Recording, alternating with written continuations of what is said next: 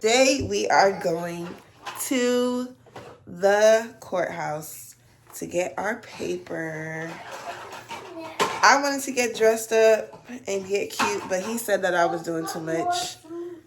But that's what he's wearing. To get a piece of paper that's going to change our life forever. Am I being extra for wanting to dress up? Go for friends. Yes. To get the license. To get this license. But not the actual ceremony of being married. You're just going up there to get the paper, pay the fee, and then we can wait after 72 hours to actually go somewhere and get married. Get my friends. Am I being extra? Comment below. Tell me if I'm being extra. Okay. Can we count also how many times Amon repeated the same thing until I acknowledged him? That's the extra. This is the extra right here. I love that I can do this though.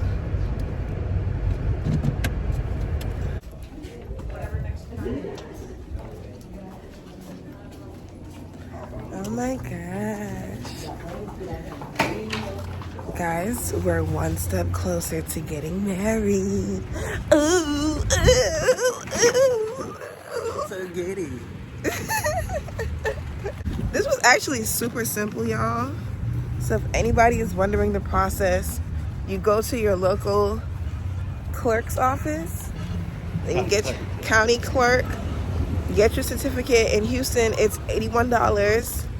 And then when you get married, you have to wait. First of all, you have to have it for at least 72 hours before you can actually get married. Then, once you get married, you file it, and then you're officially married. Then you change your name and do all that stuff. That part is so tedious because you have to go to the Social Security office, change your name, change driver's license, change your bank information, change your card, get all new cards. Lord! Now that part is tedious. Like, I feel like that part is more difficult than just saying I do. Man. But it's worth it. My man. Thank you for my man. Babe, you're so chill. Like, why is it like I'm the only one that's so excited? There's another license that it's like it's cheaper. It's like $40 cheaper. It's basically a declaration marriage license. So you just basically declare when y'all got married, and as far as common law. He's still on this common law stuff. He's like, oh, we been married. And I think for him, I guess men are different because he, I guess, always knew that this is what he wanted to do. So he's just kind of like, all right, finally, you on my page. Am I assuming, or is that, am I assuming when I say that, or am I being accurate?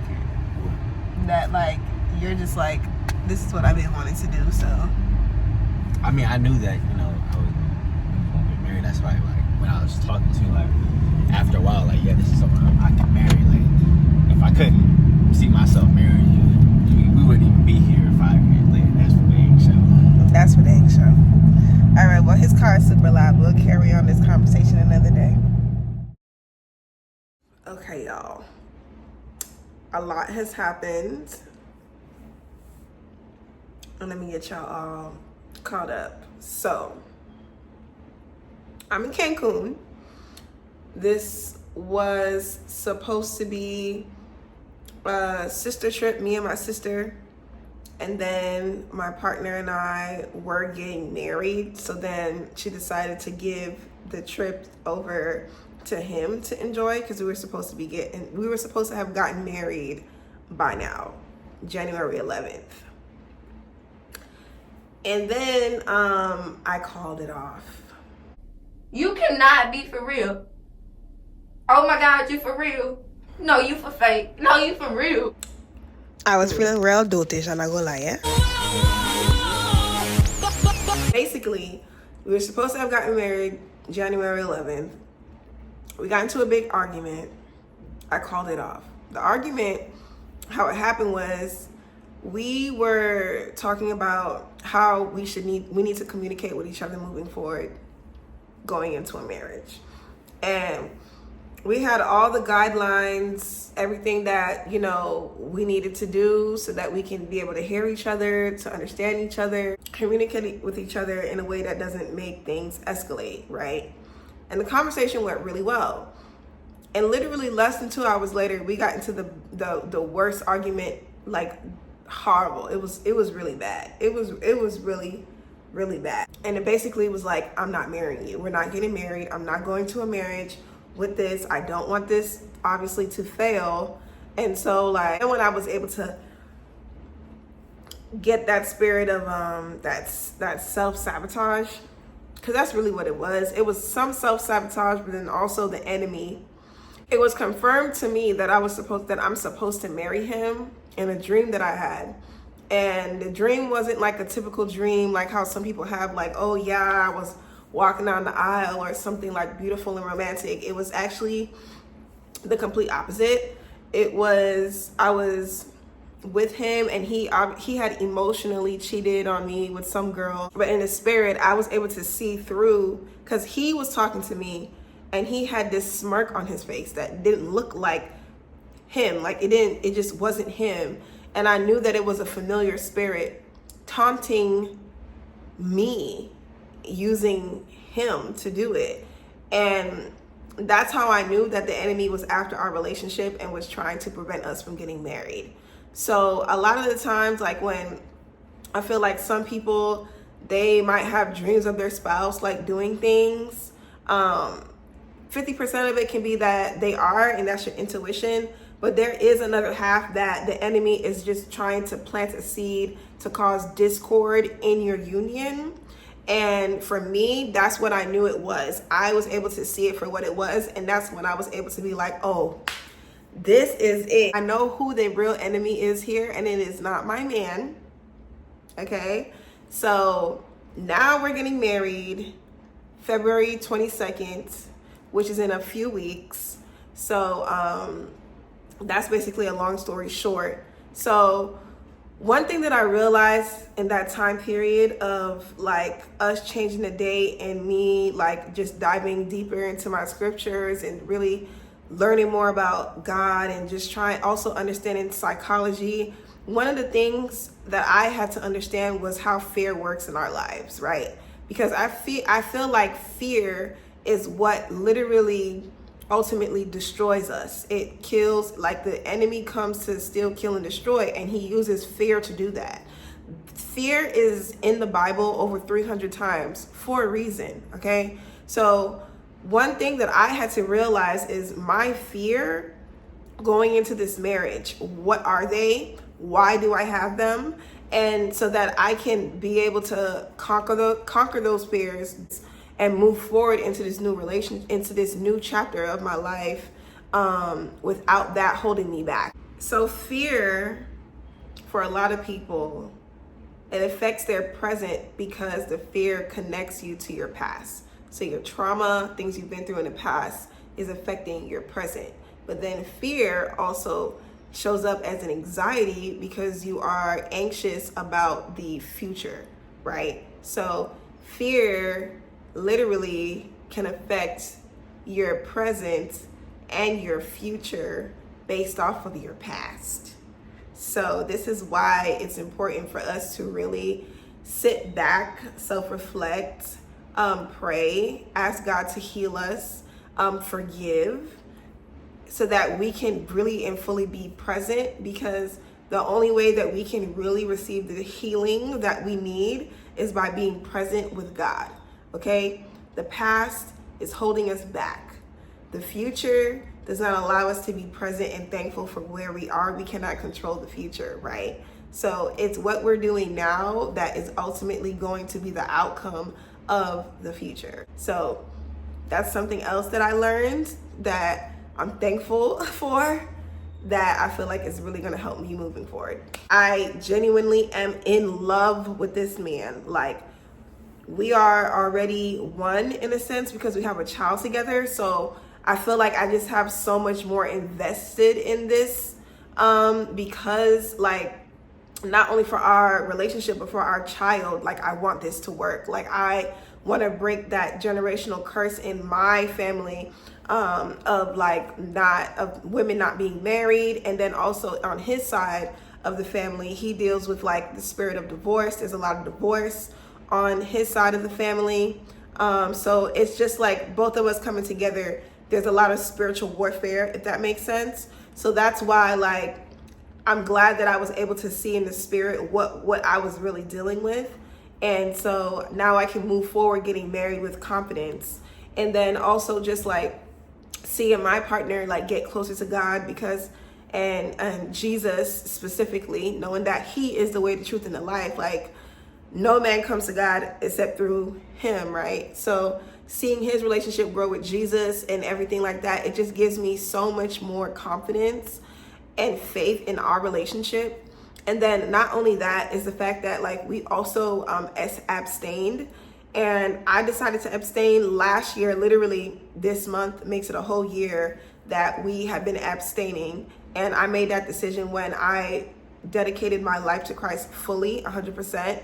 So seeing him support me in that journey has also been something that just like solidified for me that, okay, this is more than the flesh. This man truly loves me. It's not just carnal. Like he truly desires to have a relationship with me. So not only have a relationship, but a future with me. So all of those things, knowing all of those things, I'm able to, anytime that I have a doubt, cast it down automatically. Any negative thought, cast it down. Like I'm not about to let any of that interfere with my relationship. And another thing is that a lot of the times, like when you're arguing, it's like you guys are coming against each other, when it's like, instead of you guys treating each other like the enemy, like we need to understand that we are not each other's enemy. Okay, like ultimately we both want what's best for the relationship. So let's approach the conversation in that way. So we have been having a lot more dialogue like that, where it doesn't always have to escalate, into something bigger. So I'm just really excited for the growth, the change. And yeah, there may have been a little bit of a delay, but I'm actually thankful that I made that decision to not get married last month, because the things that was revealed to me in the spirit, and also the things that I have learned, are tools that is going to equip me to move forward and have a more successful, healthier marriage with my partner. So yeah, that's pretty much it. So I guess the next time you guys see me, I'm going to be getting married, I think. Yeah, for sure, it's happening. This is my last trip as a single woman, and I am truly looking forward to being this man's wife. So 7 days before the wedding, and I found his ring. I know he's not going to be expecting this because he thought it was just going to be a basic, but we don't do basic over here. So found something nice. Gosh, y'all, I'm really getting married to this man. So I am going to go get waxed for the first time in almost a year. I pretty much stopped getting waxed when I decided to abstain, because for what? I was mostly doing it for him. So no reason to put myself through that pain. But now we about to get it in. It's really crazy to me that this is the longest that I have gone without having sex since I started having sex at 15. A whole year, which is so sad.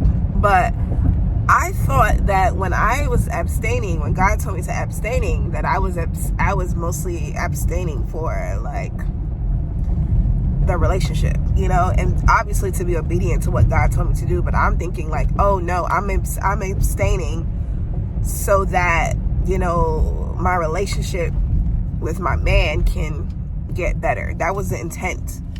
Little did I know that me abstaining highlighted so many issues within myself that needed to change, and patterns that I didn't realize that I had in regards to sex and why I started having sex, and just like the low-key addiction to sex and pornography and like lust, seduction, how I used my body, all of those things. Like, I did not realize that it was going to be so transformative for myself. Like, abstaining truly renewed my mind, and also opened up like childhood wounds that I didn't know that I had, trauma with like being molested.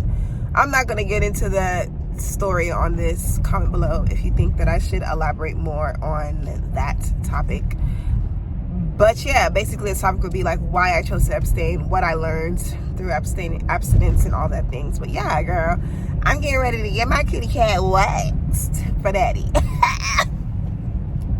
I'm so excited. Like, ooh wee, she's about to be a wife. So this is for just go on.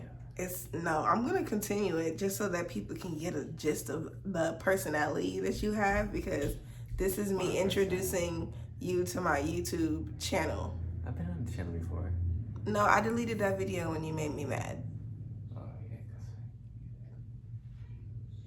Anyway, so this is my soon to be. That's the only one? That's the only one. That was the only one when we was moving into that our first place together. Yeah. Nope. Because I don't post on YouTube like that.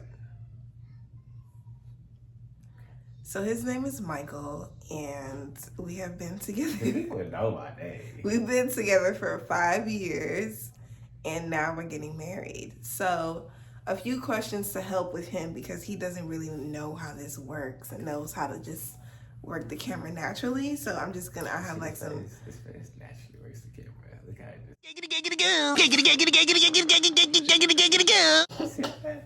Naturally works it. Oh, And then when you do the edit, it's gonna zoom in on you multiple times. Yeah. I can't wait to see what that head do.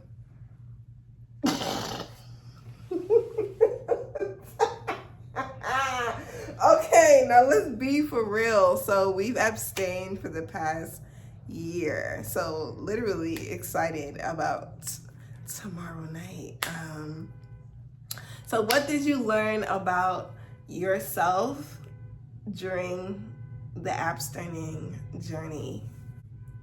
I mean, every day is learning something new about myself. Let's wait until this thing stops. So what were you saying? You said that every day is a new day. Every day you learn something new. What? Yeah, every day I'm learning something new about myself. So there is nothing specific that stands out during this time of you not having sex for a whole year? I mean, sex is just sex. It's the flesh. It's not what like makes up the roots of a relationship. Right. I think that's probably why it was easy for him to abstain. Honestly, he did very well. I mean, we've had some minor complications here and there, but definitely didn't actually, you know. But yeah, you know. Did you learn anything new about me? You like to get it in. That's what you learned with that's a given. That's how our relationship started. So that's not new information at all. I do. Not in particular. I mean, I'm always learning something new about you every day. Okay, so same answer as the other one. All right. Can you tell the people how you felt when I basically called off the wedding? I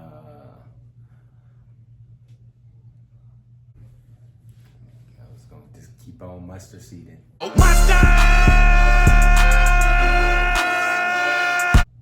Keep on mustard seeding. So you were just gonna keep being persistent? Is that mustard seed? Like the faith of a mustard seed? Is that what you mean? There you go. Faith of a mustard seed. Okay. That's one thing that I can say about him that I love, that I actually put in the vow, is that he's persistent. That's one of the things I also don't like about him, because when it comes to proving a point, hey, baby, we're coming. Ultimately, if we're gonna make it through a marriage, this guy right here is gonna make sure that we are till death do us part, for sure. And he holds me accountable too, because I guess I was the runner in the relationship a little bit, and I just appreciate him for being so persistent. So what advice would you give to a woman who is looking to get married? Don't look in all the conventional spaces. Look in all the non-conventional spaces. When you say look, do you mean like physically, like inserting herself in places, or are you talking about like in regards to what she prefers in a man? Well, what she prefers in a man could probably be irrelevant, because she could prefer the wrong type of man and don't even know it. Because she could also, her preferences could be leading her to environments where she's not going to find a man. That's good. That's a word. Because when God is giving you something, sometimes you put it right in your face, but it'll be in a place that, you know, you're not really ready to receive, or you're not like looking to receive.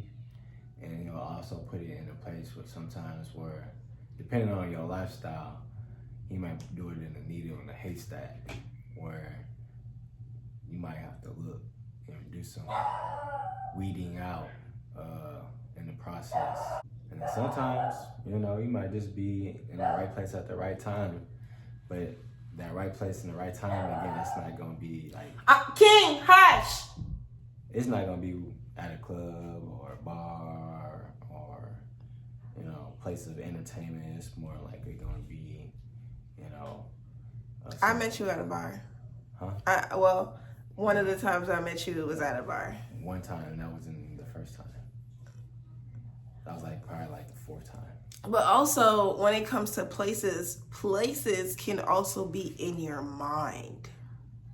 So sometimes we can be in our own heads, and so therefore it prevents us from being able to see what's in front of us, because we're in our head about it, if that makes sense. So it's like I know for me, like I was so busy like in a place of fear that I wasn't able to be present and like see what was in front of me, because I was living in a state of like the past. So like a place can also be in your mind too. Like, yes, for sure, physical places where you like put yourself, but then also like mentally where you are too is something that is like super important to be like aware of when you are looking for a partner. But then also don't look for a partner. Like, don't be like, you know what I'm saying? Like,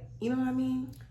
Not necessarily go out and look for attention, but look as far as keep your eye open for potential suitors, for potential people, and keep your eye open because the people might already be there. You know, you might have a certain standard in a sense where it's not realistic. It's not realistic. Like, you might not find a guy who's gonna be 6 foot and make 6 figures. Right, looking for the top 1%. Like, you might have a homeboy who, you know, who's been there, you know, time after time, and you know, y'all really do vibe on that level. And you might not just be physically attracted to him, but again, physical is not part of the roots where the attraction should start at. Physical is a plus.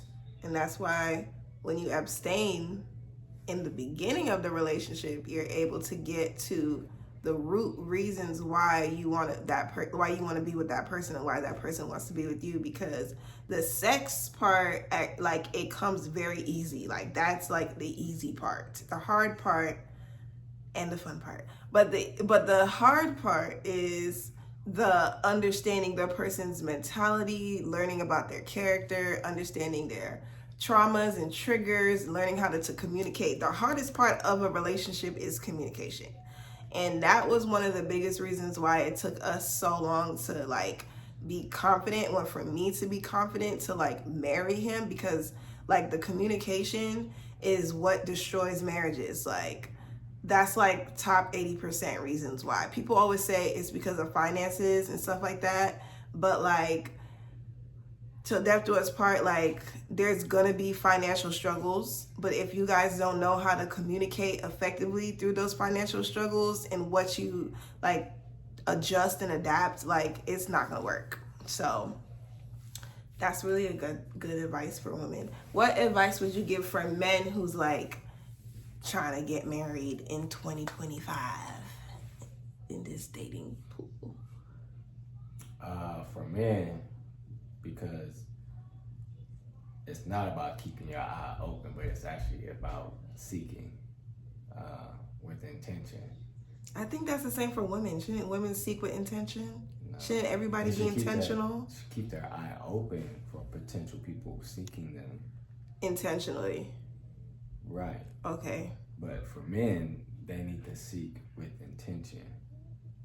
So they're not just seeking just for a fun night, but they're seeking to, actually have a real deal thing. But before they can seek, they need to like realign their moral compass. And the best way to do that is get right with God. If you ain't right with God already, be intentional about your relationship with God. You need to, if you ain't got no good foundation, for sure, you won't really know how to align your moral compass, and then you won't really know what to really look for. Certain characteristics that women have, the ones that you don't want to see yourself with. Because if your compass is just aligned with the culture, you might find yourself. Same for women. You might find yourself in a cultural statistic, which is divorced. Right. That's good advice. Women, that's how you know that a man is ready to be a husband, is when they come at you in a way where you can tell that they're being intentional. So, like, they always say, men say this thing like, oh, I knew you was gonna be my wife from the moment I met you. Apparently that's a thing. Like, apparently that's real. That's what he said, and I didn't believe him, because not like the first couple moments we met, but like it took like after a few moments, like just meeting and just like, all right, when we start to actually really engage, I'm gonna engage with intention. But when was that? Like after 2 months, 3 months, a year? No, so probably like 2 months. That's dang. 2 months in, I'm thinking that we was just. I had already told you. I know he did, and I was like, you tripping. I was like, you tripping. You don't know what you talk about, sir. You about to catch these feelings. I remember when he said that, and I was like, okay, whatever. And you was like, all right, cool, you'll see. And I was like, yeah, okay. Jokes on me, bro. Jokes on me. Ooh, like that. Baby later, he literally was like, all right. He didn't even press it. He was just like, all right, cool, you say that. And I'm just like, all right. Dang. Anyways, now here we are. The night before our wedding. And I'm super excited. I thank God that he has brought us this far. I'm not too sure if I'm gonna be able to get footage of like the wedding, or not the wedding, because it's not a wedding. It's just gonna be the two of us. Ceremony. It's a ceremony, and so we're not going to the courthouse. We're going to the Butterfly Museum. Conservatory. Sanctuary. to get married. I'm kind of nervous about how that's gonna flow because It's gonna take but like 6 minutes. it's gonna take but 6 minutes, but it's just the people being in our business, like us not having no privacy, is the thing that's gonna make like really annoy me. I'm not gonna lie, it's gonna really irk me if it's like people just like looking and just like it's about to be packed out at 9:30 in the morning, babe. I don't know if I'm getting there at 9:30. Babe, well, you trying to get to 9:40, 9:45. I'm gonna try to get there at 9:45. I'm trying to start at 9:45. Lord, it's gonna be so early in the morning. It's gonna be cold. It's gonna be raining. I don't think it's gonna be raining. It says 70% chance. But either way, It doesn't start raining until 2. next time you see me, I'm gonna have a ring on my finger. It's about to be a wife. It's about To be Use the left 4 lanes to keep left toward downtown.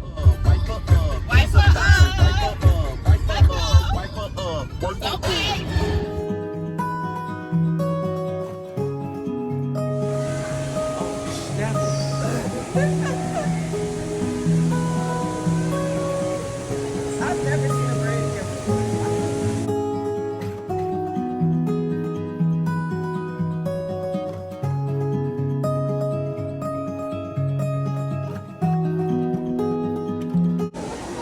Oh my gosh. Oh my gosh. Wow. Mike, repeat after me. Please accept this ring as a symbol of my love for you above all others. Please accept this ring, a symbol of my love, you above all others. It's my promise that wherever our journey takes us, It's my promise, whatever our journey takes us, I will be there for you wholeheartedly. I will be there for you wholeheartedly. With this ring, This ring, I thee wed.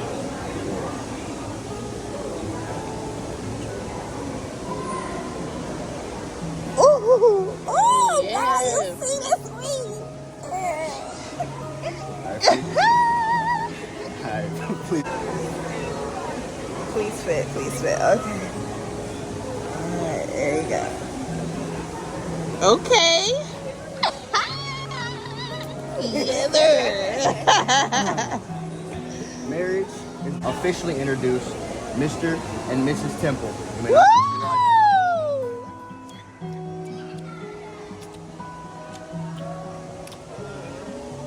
Yay! Oh my God. Come on, hubby and wifey. Oh my gosh, we made it without crying. Yes. You might cry later tonight.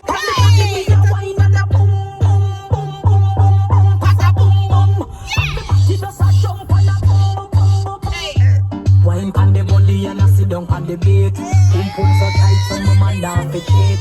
Phone take a picture, yeah, that you fit wait. Tell them, girl, them one, yeah, them